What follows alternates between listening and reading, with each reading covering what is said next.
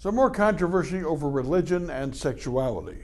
Franklin Graham, the son of Billy Graham, came to Madison to hold a prayer vigil outside of the Capitol as part of a multi-city tour. Remember, Reverend Graham has dropped out of the Republican Party, upset with it over certain issues. There was an alternative teach-in across the street, led by Rector Paula Harris, Dr. Harris, from the St. Luke's Episcopal Church on the East Side. She held it across the street for LGBT followers, and the Christian debate seems to center on sexuality, which seems to center on gayness. There was Romans chapter 1, the construction, as conservative Christians say, where Apostle Paul said it's an abomination to be gay.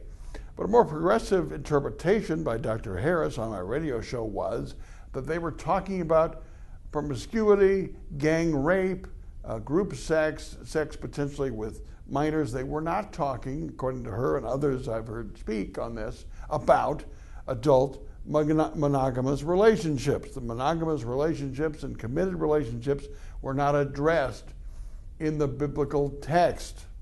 So we have an interpretation of that which is different between constructionist, conservative Christians and more progressive, liberal Christians.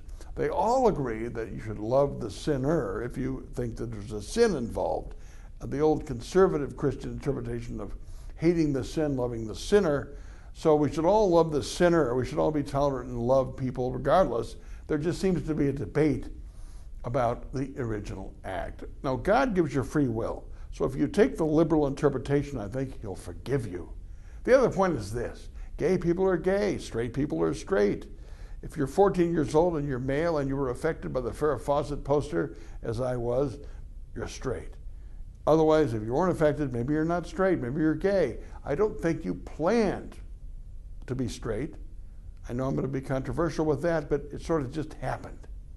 I think people should just realize that people are different. We're humans.